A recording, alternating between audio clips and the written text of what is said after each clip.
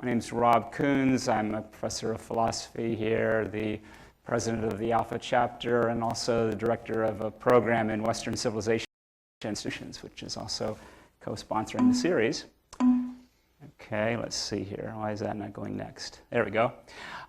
Just mention briefly what Phi Beta Kappa is, because one of our purposes of the series is to try to get the word out about Phi Beta Kappa. It's the nation's oldest, most prestigious honor society. It's the Platonic paradigm of all honor societies.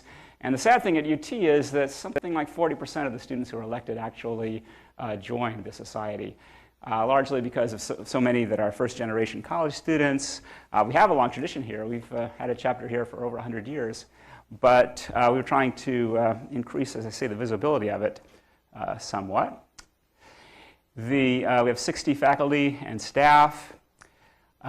We have 50 plus UT students now who are now active in a student chapter. So if you're a UT student and have been elected to Phi Beta Kappa, we really are becoming much more active on campus with book discussion groups, special opportunities to speak with visiting scholars like Professor Nussbaum and others.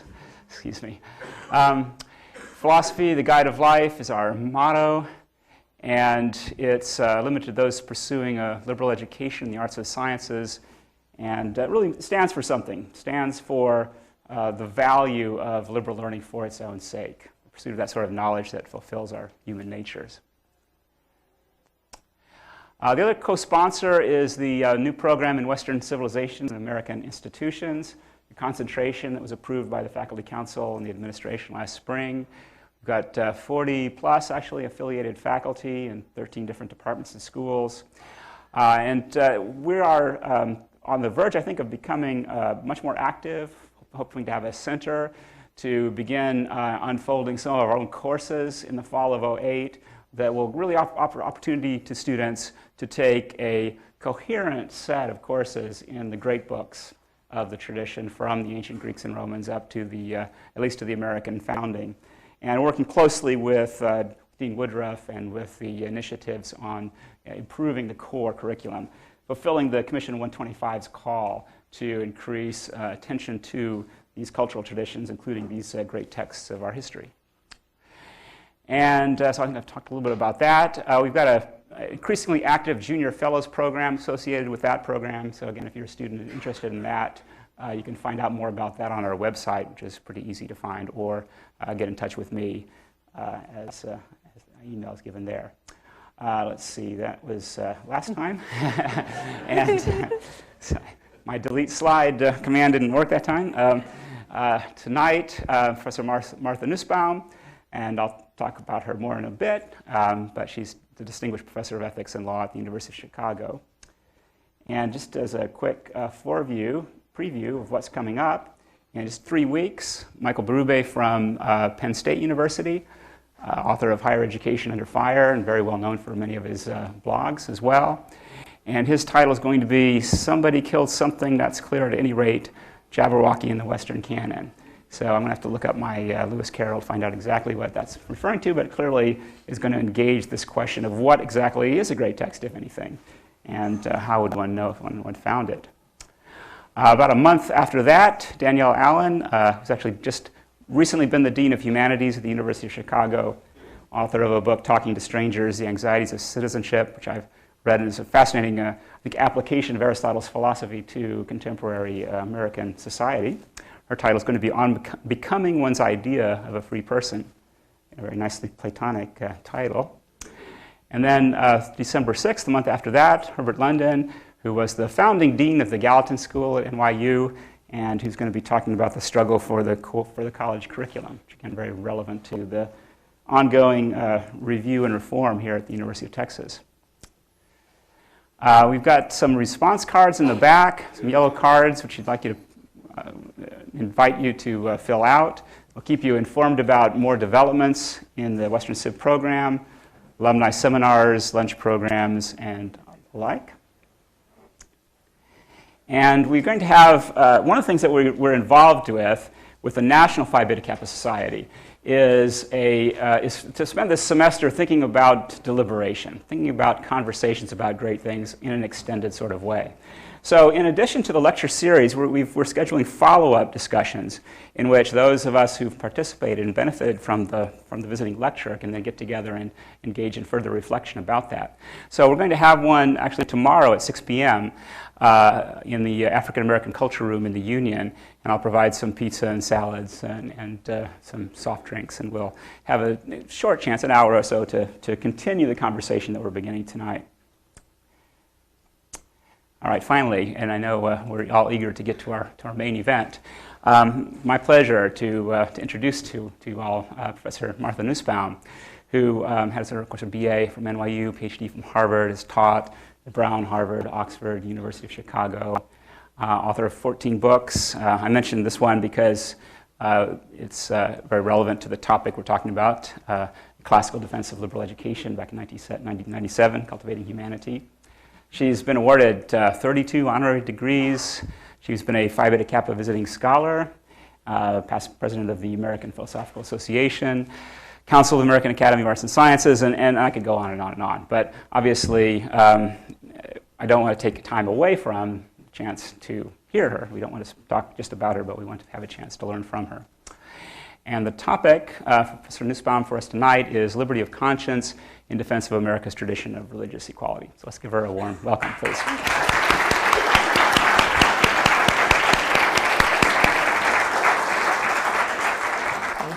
Let's see, I'm going to move this a little more forward because I think that will be better.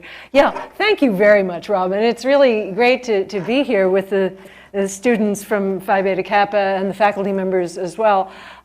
This project got its start in a way that is a little odd, which is that for years I've been working on the ethical foundations of global development, and my main focus is on social justice and on a more ethical approach to global development. But in the process, I've spent a lot of time in India, and I got very involved working on women's development projects in India, but inevitably, therefore, on issues of religious pluralism and the attempt to have a country that peacefully manages religious pluralism. So I wrote a book which came out rather recently about India's struggles with religious violence, and talked a lot about their legal and constitutional tradition as well as about the actual episodes of violence. But of course, in the process, since I am an American and since regularly in our own law school I teach the American legal cases and texts about the religion clauses of the Constitution, I started thinking more about those. And I do chair a new Center for Comparative Constitutionalism at our law school. So it led me back to the US. And so it's sort of after having talked about these issues with respect to India, I felt be quite good to write something about the American legal tradition as well. And so that's how this project began. And this will be sort of the essence of my argument in a book that I've been working on for some time. Every year at Thanksgiving, thousands of small American children dress up like pilgrims. Grave in tall hats and buckled shoes or starched bonnets and aprons, they proudly act out the story of that courageous band of settlers who fled religious persecution in Europe, braving a perilous ocean voyage and the harsh conditions of a New England winter, all in order to be able to worship God freely in accordance with their own conscience. Those who survived feasted with the Indians and gave thanks to God. Well, Americans cherish and celebrate that traditional story, but too rarely do we reflect on its real meaning, that religious liberty is very important to people and that it's often very unequally distributed. The dominant majority in England did not have to run risks to worship God according to their consciences. They established an orthodoxy, an established church that favored them and subordinated others. In the England from which the Puritans and the Pilgrims and later the Puritans fled, people were not equal citizens because their rights were not equally respected by the government under which they lived. The Pilgrims were not expelled from England as the Jews had earlier been expelled. They were living in a condition of subordination. Something very precious had been withheld from them, and it was to recover that space of both liberty and equality that they crossed the ocean in 3 small vessels.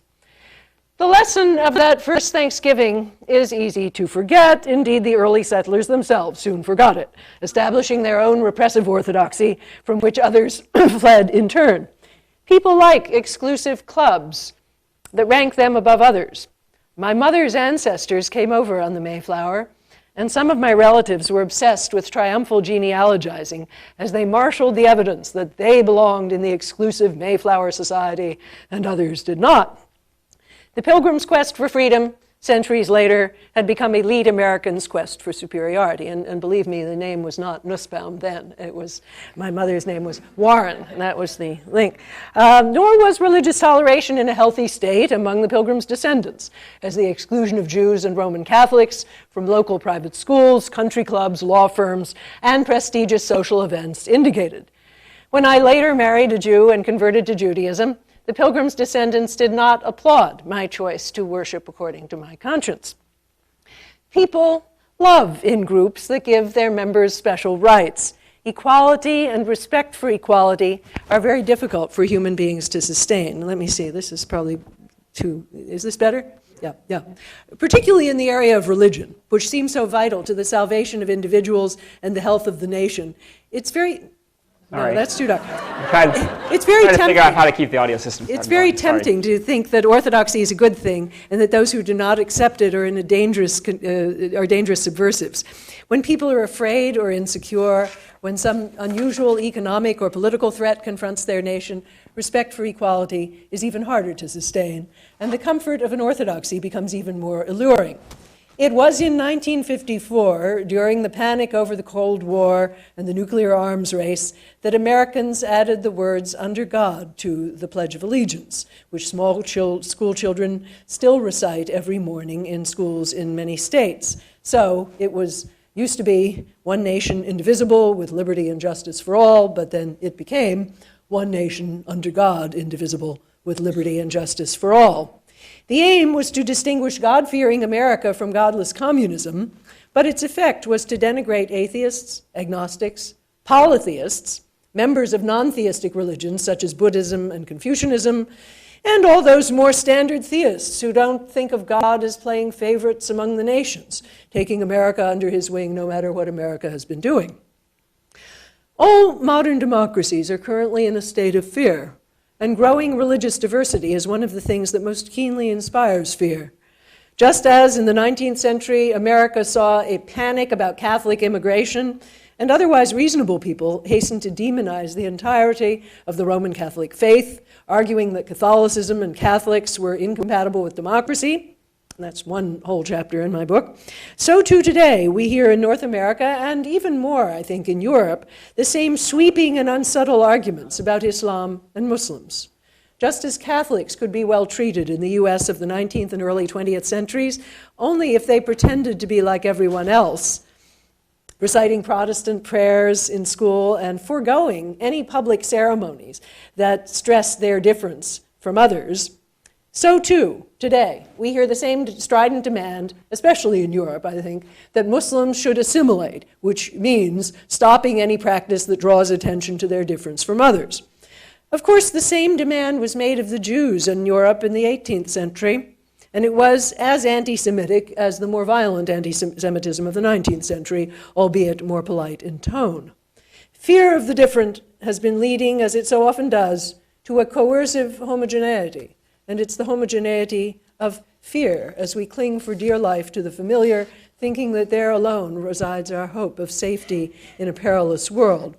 So in this talk, I'm going to argue that the best antidote to that fear and to the bad behavior that it frequently inspires lies in a renewed commitment to a long tradition of equal respect for conscience that played a formative role in both European and American institutions, but that's frequently more honored in the breach than in the observance.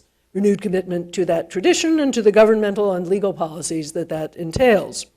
What are those policies? I'll argue that equal liberty of conscience requires giving citizens ample space to pursue their conscientious commitments, even when this involves giving them some exemptions from laws that apply to all citizens. Only what's called in the law a compelling state interest should ever be able to justify any diminution of that space. And I'll also argue, second, that liberty of conscience is incompatible with any type of religious establishment, even one that's so gentle and benign as to escape most people's notice. Liberty of conscience is not equal if government announces a religious orthodoxy, saying this and not that is the religious view that defines us as a nation. Even if such an orthodoxy is not coercively imposed, It is a statement that creates an in-group and an out-group. It says that we don't all enter the public square on equal conditions, to quote James Madison, that one religion is the nation's true religion and others are not. As U.S. Supreme Court Justice Jackson put it in a famous opinion where he held that Jehovah's Witnesses may not be compelled to recite the Pledge of Allegiance in school, which their religion forbids as a form of idolatry, quote, "If there is any fixed star in our constitutional constellation, it is that no official, high or petty, can prescribe what shall be orthodox in politics, nationalism, religion, or other matters of opinion, or force citizens to confess by word or act their faith therein. If there are any circumstances which permit an exception, they do not now occur to us." Now let's look at two cases that illustrate these issues vividly. Adele Sherbert worked in a textile factory in South Carolina in the 1950s. All the employers in her town had similar policies for working hours. After Mrs. Sherbert had been a good employee for about 25 years, the policy changed during a time of economic stress and competition. Instead of working 5-day work weeks, employees were now expected to work 6 days. Saturday was the added day, and that was true of all the employers in the area. Mrs. Sherbert, however, had rather recently become a Seventh-day Adventist, and for her then it was religiously forbidden to work on Saturday. She tried to find similar work elsewhere in the region, but as I say, all the employers required Saturday work. Not surprisingly, there was none who chose to close on Saturday and to remain open on Sunday, because almost all the workers and managers were Christian. Mrs. Sherbert resigned and sought unemployment compensation. She was denied by the state of South Carolina on the grounds that she had refused suitable work. She went to court, arguing that the state had impermissibly impeded her free exercise of religion. In a famous judgment in 1963, the U.S. Supreme Court agreed. The case is called Sherbert versus Verne. They held that benefits could not be made conditional on a violation of a person's religious scruples. This was just like fining somebody for Saturday worship, they said. In other words, the denial of benefits was a violation of Mrs. Sherbert's equal freedom as a citizen to worship in her own way. Free exercise of religion doesn't simply mean that no one can come and put Mrs. Sherbert in handcuffs for her non-standard religious practices. It means as well that the conditions of liberty must be the same for all. The court held that no person may suffer what they called a substantial burden to their religious liberty without a compelling state interest, which clearly did not exist in this case. Workplace arrangements are always made for the benefit of the majority. The holidays observed, the workdays chosen, all are tailored to suit the local majority, and in this case, Christian. There's nothing inherently wrong with this, so long as care is taken to prevent this convenient arrangement from turning into a fundamental inequality in freedom and respect. The Free Exercise Clause, the court held, guarantees that equal freedom. Second case, the Allegheny County Courthouse stands on public property in downtown Pittsburgh. In the late 1980s, the county set up 2 holiday season displays. The first, inside the courthouse, consisted of a creche and nativity scene donated by a local Roman Catholic organization and labeled to that effect. Placed on the grand staircase of the courthouse with no other displays around it, the nativity scene bore a sign carried by an angel above the manger saying Gloria in excelsis Deo, glory to God in the highest. The second display was outside on the courthouse lawn. It consisted of a Hanukkah menorah 18 feet tall, standing next to the city's 45-foot-tall decorated Christmas tree. At the foot of the tree was a message from the mayor of Pittsburgh saying that the whole display was, quote, a salute to liberty.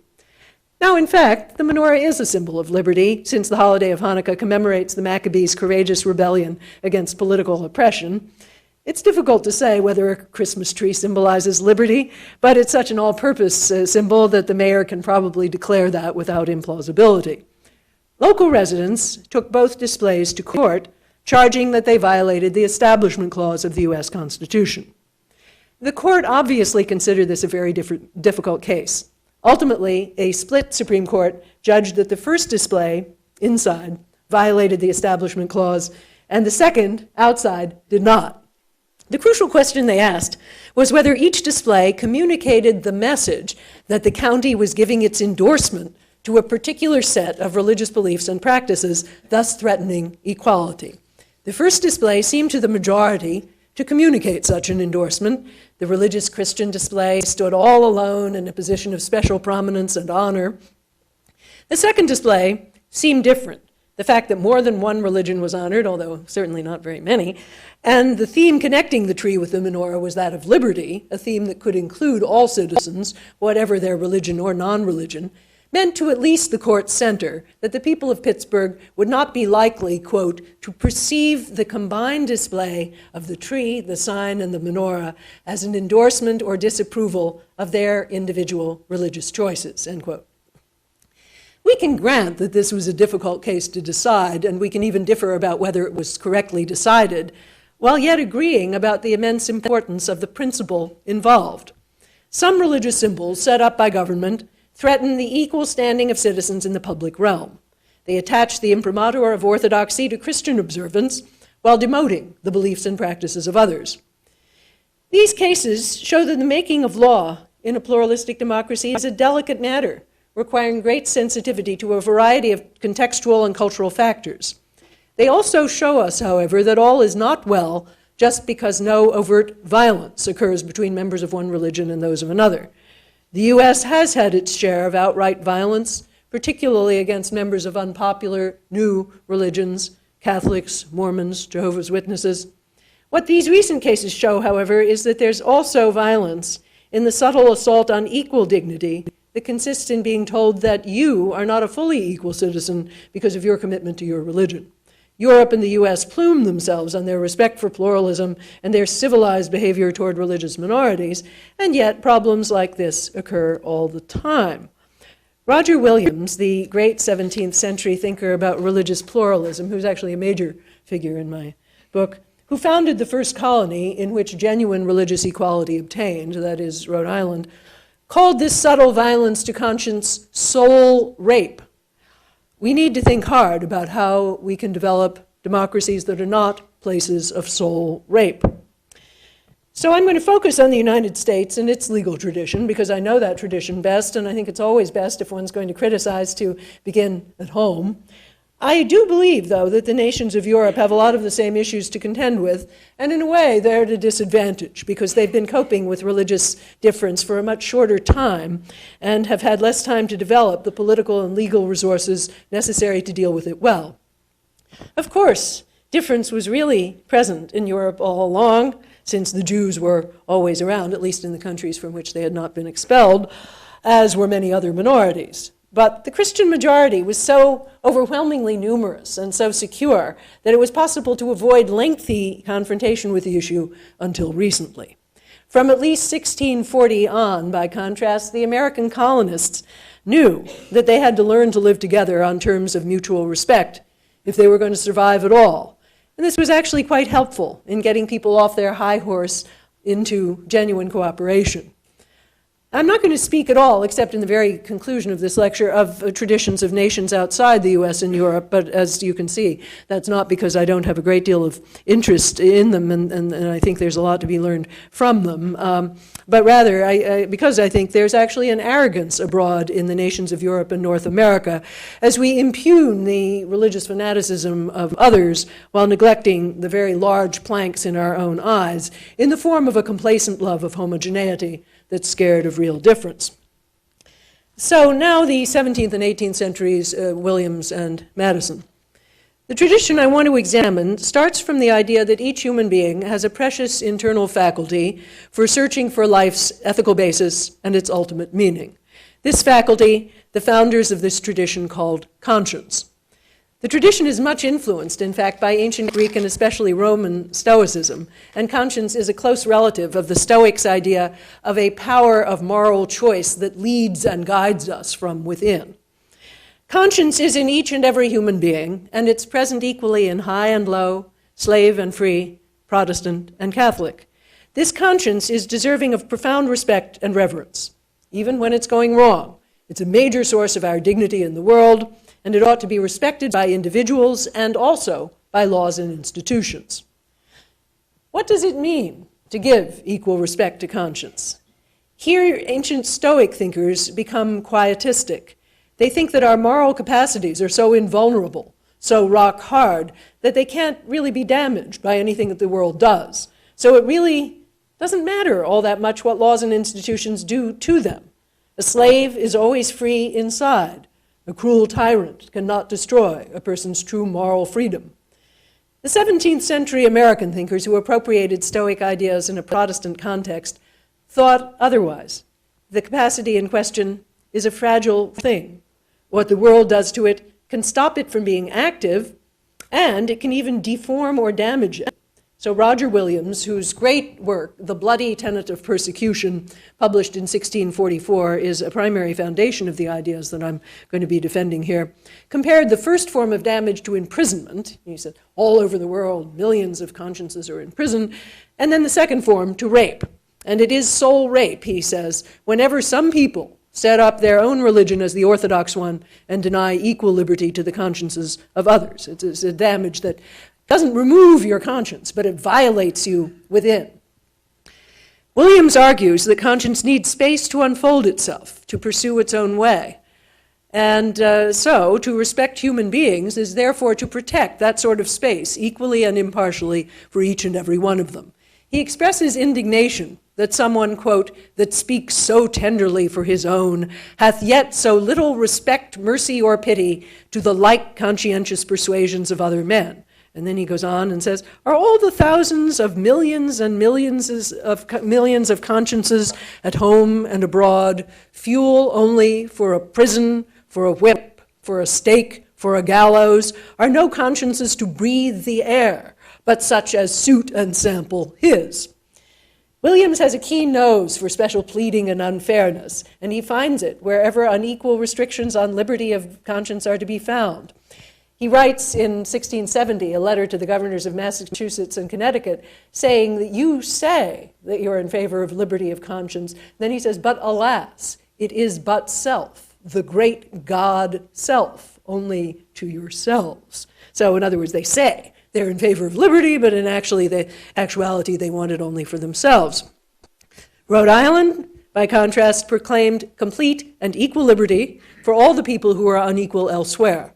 Baptists, Quakers, Roman Catholics, Jews. The first Jews who really set up shop in America were in Newport. Native Americans, whom Williams particularly befriended and whose land claims he zealously defended, and even Muslims who were not actually present in Rhode Island so far as I've been able to discover, but whom he included in his theory. I mean, at every point he gives a list of the people who are to be included, and he says Turks are to be included. And even, most surprisingly, atheists. He calls them anti-Christians, who were not defended by other 17th century philosophers writing on this topic. In a way that strikingly anticipates the arguments of John Rawls in the late 20th century, Williams argues that protecting liberty of conscience equally for all citizens does not mean that public institutions must be devoid of moral content. We can, he argues, agree about and overlap in a shared moral space, while disagreeing about the ultimate religious truths to which moral truths are, for most of us, very strongly linked. Political institutions, he says, have a moral nature, but they express their moral ideas in a way that's separate from a theological or religious grounding, what Rawls in political liberalism calls a freestanding way. They thus express in their very abstemiousness an idea of equal respect for citizens. Now, it would be a long matter to trace the influence of these ideas on the framers of the U.S. Constitution, and I do this in the book, arguing that the political practice of Williams and his correspondence are actually more known than these big 500-page books that he wrote. But suffice it to say that directly and or indirectly, these ideas gradually prevailed in the colonies, and the main architect of the Bill of Rights, James Madison, had views very similar to those of Roger Williams. Madison was a particularly keen opponent of all forms of religious establishment on equality grounds, as we'll see in a bit. After a lot of wrangling, the text that emerged stated as follows: Congress shall make no law respecting an establishment of religion or prohibiting the free exercise thereof. Although at first this provision was binding only on the federal government, amendments added after the Civil War made it binding on state and local government as well. Okay. So, next section, the modern constitutional consensus, free exercise accommodation. What does it take? So this is the liberty part. What does it take to defend religious liberty in a truly even-handed way? One philosophical tradition, beginning with John Locke, who wrote about 50 years after Roger Williams, holds that it takes two things only. First, laws that do not penalize religious belief and practice, and second, laws that in a surface, or as in the law we say facial way, are fair, that is, setting up the same conditions for all citizens in manners that touch on their religion. For example, says Locke, if it is legal to speak Latin in a school, it ought to be legal to speak Latin in a church. A law that says you can't speak Latin in a church is a form of unfairness to Roman Catholics. If it's permitted to immerse yourself in water for the sake of health or recreation, well, then it ought to be permitted to immerse yourself in water for the sake of baptism. Laws that just single out the baptism part are unfair to Baptists. But that's all that fairness to minorities requires. To give them any special dispensation of any kind, says Locke, is unnecessary and wrong. If they don't want to obey some law on grounds of religion, they will just, he says they better disobey because your salvation eternally is probably more important, but you will have to pay the legal penalty. Locke's position has modern defenders on the Supreme Court, in particular Justice Scalia, who is prepared to strike down laws that expressly discriminate against minorities, as we'll see in a minute, an example of that, but he opposes any special accommodations of their religious practices. So, for example, Scalia favored striking down an ordinance in the city of Hialeah, Florida, that made animal sacrifice illegal on the grounds that it was clear that the aim of the ordinance was to drive Santeria worshippers out of the city. What made the ordinance problematic for the Lockean, and I mean this is exactly a Lockean example, was that the food industry was permitted to kill animals, and all kinds of killings of animals were going on all the time in Hialeah, often in far more painful ways. It was only the ritual practices of the Santeria worshippers that were made illegal. Justice Samuel Alito went one step further when he was a judge on the Federal Appeals Court. Muslim police officers in the state of New Jersey were denied the right to wear beards, which this particular group of Muslims believed religiously required. Alito pointed out that the police regulation allowed certain non-religious people with skin allergies to keep their beards. And so he then said, if that was allowed, then the Muslim officers would have to be permitted to keep their beards. This went one slight step further than Scalia because there was no evidence that the police policy was crafted in order to penalize Muslims or drive them out of the police force. It just had that incidental effect. For a long American tradition that begins in the 17th century, however, the Locke-Scalia position is insufficient, and even Alito's modest extension of it is not quite enough. This tradition reasons that laws in a democracy are always made by the majority. They express majority ideas of convenience, and they will incorporate the religious preferences of the majority, and of course, usually some form of Protestant Christianity. So, Sunday will be the day off from work because the majority religion requires rest on a Sunday.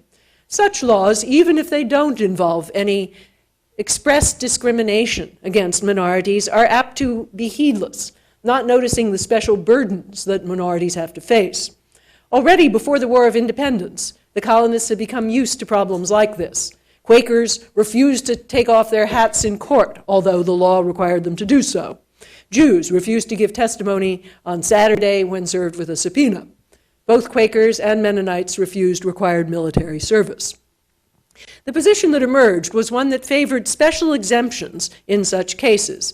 In a famous letter to the Quakers, written shortly after independence, George Washington said, quote, I assure you very explicitly that in my opinion, the conscientious scruples of all men should be treated with great delicacy and tenderness, and it is my wish and desire that the laws may always be as extensively accommodated to them as a due regard for the protection and essential interests of the nation may justify and permit. And in fact, he meant the due regard. I mean, that is, given that the numbers were really small, he really didn't think that the nation's essential interests required them to serve in the military, and he did not require them to do that. He also did not ask them, as Locke would have, to pay the legal penalty. Similarly, in a number of early cases, Jews were not required to appear in court on a Saturday, and they weren't fined either. Shortly after independence, in a very interesting early New York City decision, a Roman Catholic priest was allowed to refuse to answer questions posed to him in a criminal case when he protested that his information about the source of the stolen property, which had been returned to him, came to him in the confessional. The judge, who was a Protestant, reasoned that to require a Roman Catholic priest to divulge information of that sort, or to put him in jail for not doing so, for contempt of court, would effectively abolish the sacrament of the confessional, and thus would impose a very severe burden on all Roman Catholics. It was on account of this tradition that Adele Sherbert got her unemployment compensation. The Supreme Court reasoned that to impose such an unequal burden could be done only if the state could show what they called a compelling interest in the uniformity in question. For example, if they could show that peace and safety were at stake. That was clearly not the case here. During the Vietnam War era, moreover, the traditional idea of religiously based accommodations was extended gently to include many people whose conscientious refusal to fight did not stem from anything like a traditional religious belief or practice, but simply from a personal form of conscientious searching. In 1990, this tradition received a blow when a majority of the Supreme Court, influenced by the very strong opinions of Justice Scalia, reverted to the Lockean position in a case concerning Native American drug use. The use of peyote, which then was illegal under the Controlled Substances Act, in the sacred ceremonies of an Oregon tribe. This is a case famously called Employment Division versus Smith. Justice Scalia said that we would have chaos if we allowed exemptions to general laws, and he carried the day. The public was outraged. 2 years later, a law called the Religious Freedom Restoration Act, or it's known as RFRA, was passed by Congress that restored the more protective Sherbert versus Verne tradition through legislation. The Supreme Court then struck that law down on the ground that it exceeded Congress's power. They felt Congress was encroaching on their domain. Nonetheless, parts of RFRA remain in force, the parts that pertain to federal law, and by now Congress has righted some of the most egregious imbalances, legalizing the sacramental use of peyote. Many states, moreover, have passed protective legislation of their own that restores the space for religiously grounded accommodations or exemptions. By now, even the court seems to be moving back on track. In the past 2 years, in two unanimous decisions, prisoners belonging to minority religions won the right to opportunities for religious practice similar to those already extended to Christians, and a small Brazilian sect that has only 130 members won the right to use a hallucinogenic tea called huasca in its sacred ceremonies. This sect, I mean, you can see they couldn't have the political clout of the Native Americans, so they had not been able to move Congress to amend the Controlled Substances Act. That's why it's so important, said Chief Justice Roberts, that courts should be ready to intervene. And so they did. In that same case, during oral argument, Justice Scalia announced that we can make exemptions for religious minorities without courting anarchy, something that seems to be a big concession on his part, and perhaps an indication that he's going over to the tradition that he had previously opposed. Analytically, the cases don't really go beyond Alito's modest extension of the Lockean position, but they sound a promising note for the future. Europe today is in most respects Lockean. Since the 18th century, the dominant tradition has always been one of religious freedom combined with coercive assimilation. As I'll discuss later, the French school dress code imposes special burdens on minorities and would almost certainly be unconstitutional under the tradition that I've described. So too would be the recent British policy that denied a Muslim girl an exemption from her school's dress code.